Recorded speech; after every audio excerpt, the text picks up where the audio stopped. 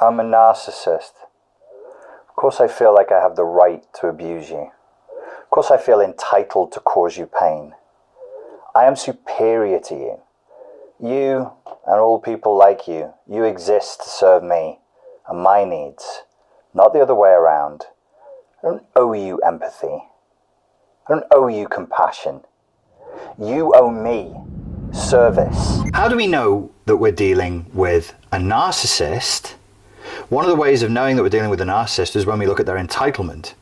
They feel very, very entitled to do the things that they do. Now that might just be somebody who's highly narcissistic, but to know if they probably have narcissistic personality disorder, you want to look for a specific type of entitlement, and that is the entitlement to abuse.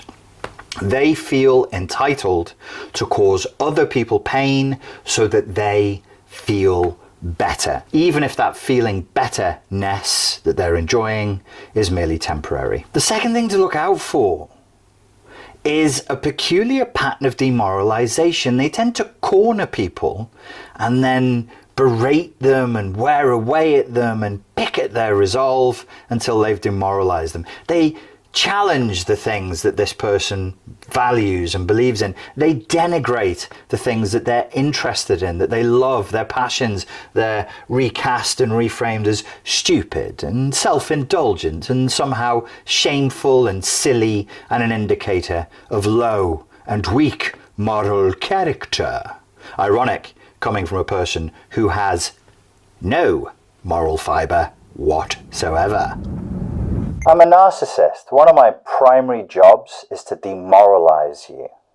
Everything you love, everything you stand for, everything you cherish, everything you value, I will denigrate, I will sully, I will poison, I will spread the seed of self-doubt and dissent in you and your groups until you can't tell left from right, up from down, or right from wrong.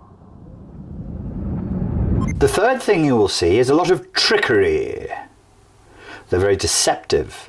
They say one thing and they do another. Their actions do not match their words.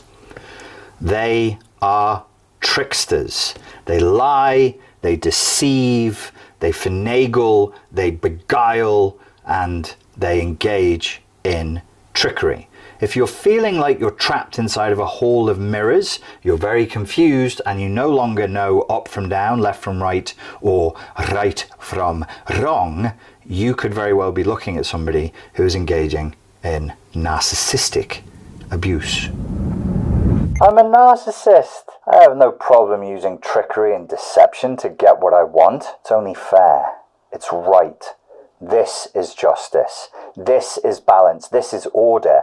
When I get what I want, when I'm on top, when I'm winning and everyone else is losing, that's what's fair. That's what's just. That's the way things are supposed to be. You people serve me, not the other way around. Yeah, I lie. I use deception and trickery. Don't be such a child. Of course I do. Everybody does that to get ahead. You're just mad because I'm doing it and I'm winning. The next thing to look out for with narcissistically abusive personality types is the old bait and switch. They promise a lot and they deliver little, and / or they promise a lot and they deliver something completely different. They'll promise you this and they deliver that, and they'll do it with a straight face, as if to say, what's wrong with you? And you'll say, this isn't what you said we were doing. This isn't what you said we were engaged in. Why is this happening? Oh, here we go. Loads of questions. You're so paranoid. You're so emotional. You're so this, you're so that. And every attempt on your behalf to engage with them in a rational, adult conflict resolution ends up in a denigration session where they mock you, they berate you, they shower you with contempt to demoralize you. The bait and switch can leave people feeling very, very helpless, and it can almost put people into a full fledged freeze response of learned helplessness. It's one way to know if somebody comes to me and says they're the victim of narcissistic abuse. If I see signs of the person freezing very, very quickly, if they seem to go into shame and guilt spirals quickly, if they are easily triggered into dissociation. The camera hasn't frozen. I'm doing an impression of someone doing dissociation. They just zone out. They leave the room. They leave their bodies. They leave the planet. They leave this reality. They go to a better one, a nicer one. Why would they have learned to do that? Because somebody has made this reality unsafe. Somebody has made this reality punitive, painful, awkward, uncomfortable, chaotic, infernal, and torturous. They have been trapped and persecuted. Now, what type of person does that? They're going to be somewhere on the spectrum for psychopathy and somewhere on the spectrum for narcissistic personality disorder. I'm a narcissist. Of course, I'm going to bait and switch you. Of course, I'm going to promise you one thing to get your consent, to get you to agree, to get you to go along with what I want, and then I'm going to give you something else. I'm going to give you what I want to give you. I'm going to give you not what you want, but what you deserve, which is nothing, less than nothing. You deserve to be mistreated. You deserve to be deceived. Do you know why? Because you're stupid and you're weak. And people like me, we're better than you. I'm just cleverer than you. I'm stronger than you. And this is the natural order of things. Just accept it. Slave. The narcissistic person leaves their target feeling trapped, feeling hemmed in, feeling cornered. You were promised some wonderful scenario, perhaps some freedom, some joy, something that would empower you, that would strengthen you, that would cause you to realize perhaps a childhood fantasy. And all that you got was the dirty, dirty dungeon, because that's all they offer.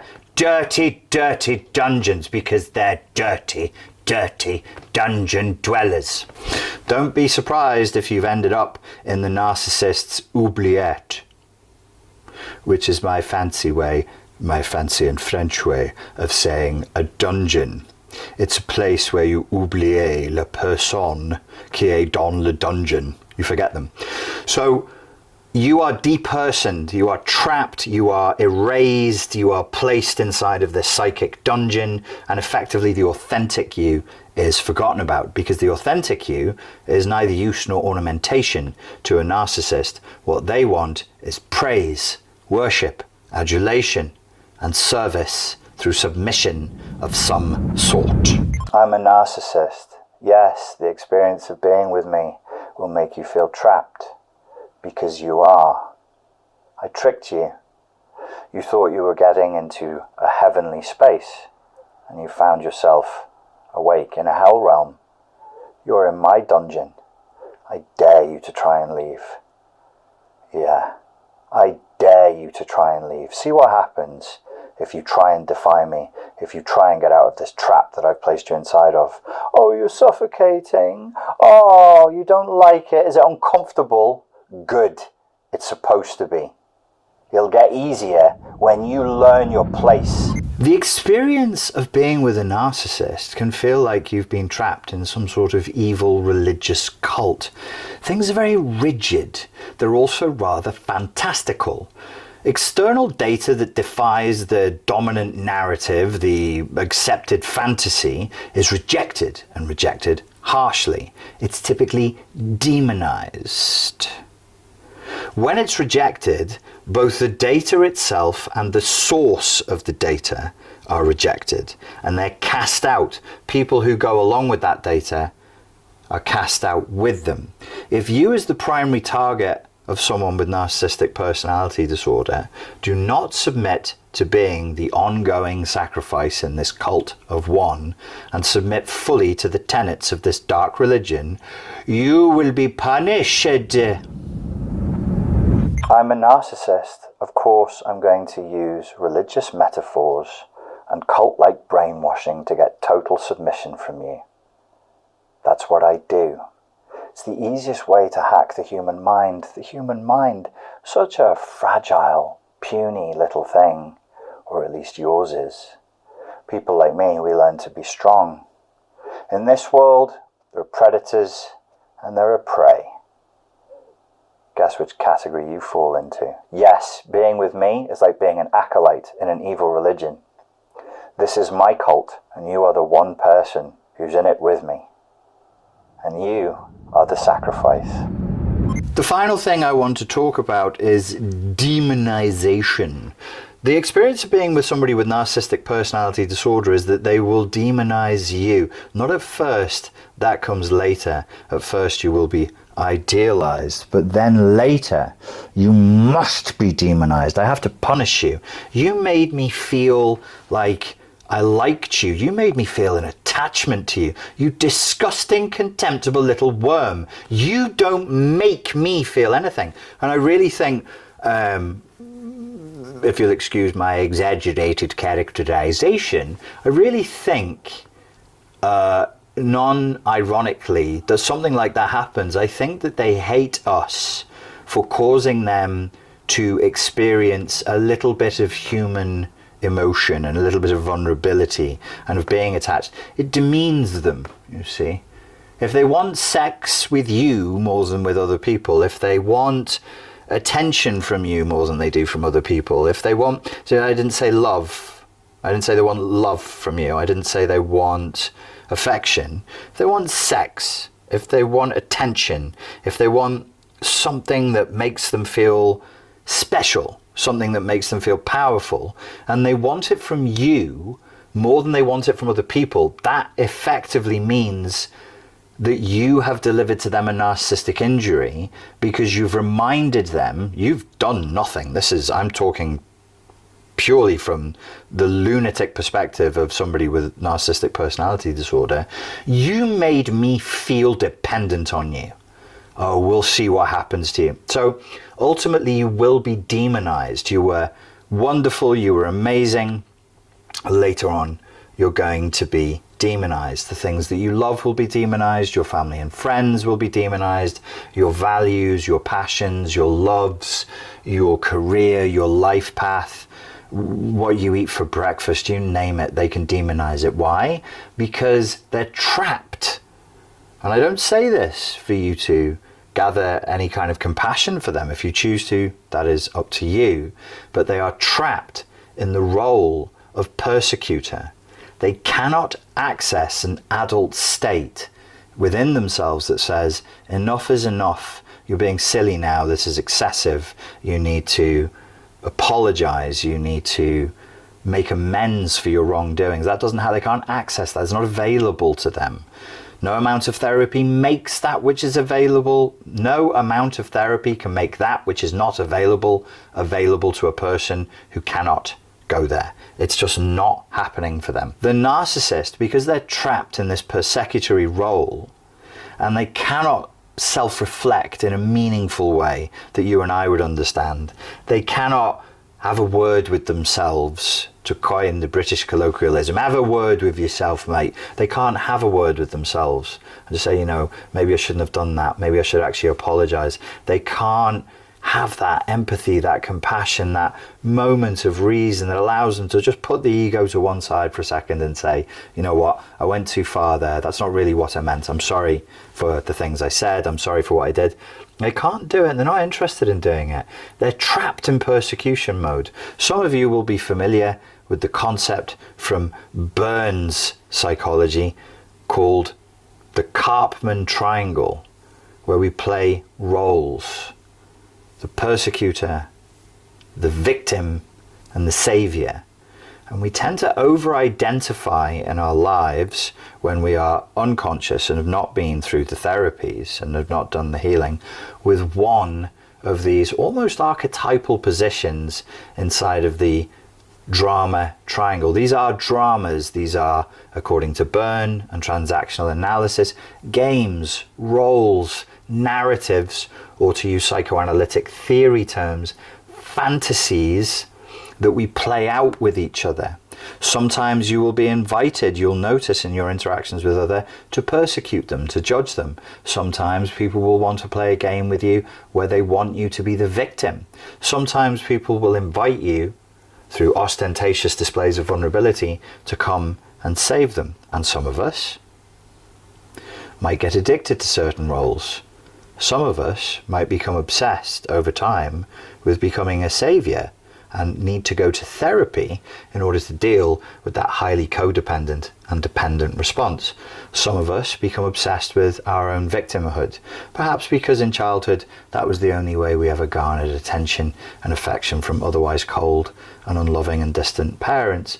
And some of us are trapped in the role of persecutor, of judge, of punisher, of perpetual predatory persecution, because that becomes what I need in my broken, the energy is grey and stiff, all of my chi is rotten and old and stinking, there's nothing fresh, there's nothing moving, there's no life here, there's no vibrancy. I really believe the old archetypal myths of vampires from across cultures, or you know, of the dead coming back to life to predate upon human, zombie vampire. Because you look at Chinese culture, they kind of have a vampire called a guai, but it hops and it's dead. It's a dead being that hops around and predates on people. You know, these archetypes, they exist across cultures, across geography, across time, across history. And I think it's about the dead, stiff state that the narcissistic psychopathic predator comes from. And they're stuck there in persecution mode because it's the only thing that makes them feel a little bit of joy and a little bit of life. And we call that tiny, tiny, wretched shred of joy that they get, that little sniff or injection of some drug that just gives them a momentary, dirty little high. We call it narcissistic elation, and they can really only get that by persecuting other people. Ladies and gentlemen, thank you very much for your time and for your attention. I look forward to speaking to you again very, very soon. Goodbye. Did all that without blinking, mate. Are you impressed? My eyes, Max, they dry over when I'm being evil, mate. It's good acting, that, lads. Do you know what I mean? No blinky, no blinky. You gotta make the eyes dead. If you're watching this, mate, dead eyes. No human emotion in there, la. Oh, my eyes. Frodo Baggins, my eyes. My eyes. Fucking hell. Okay, folks. With me, we're going to practice our narcissistic smile. So, dead eyes, relax the face.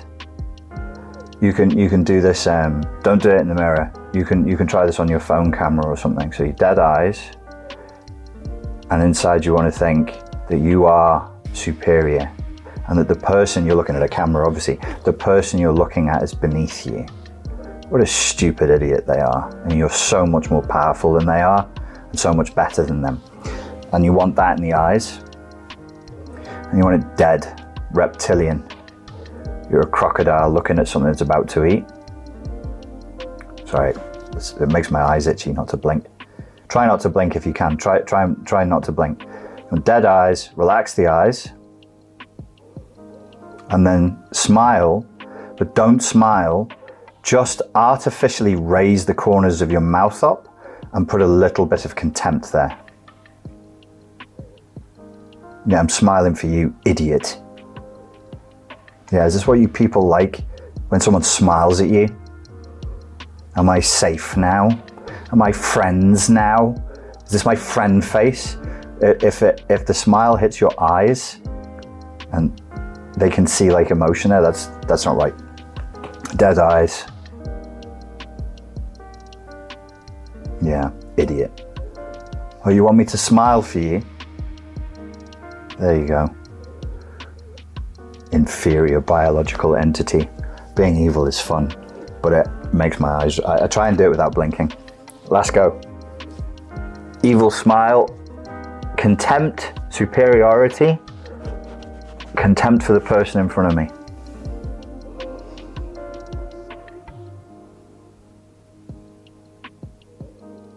Fuck, I ruined it by blinking. Right, one last go. One last go.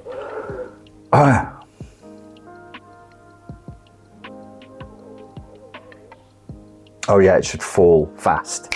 So a real smile would fall away slowly because the emotion would surge and then it would drop away. This is totally artificial. So it's on, off. Flick it like a light switch. Turn your smile on and off like a light switch.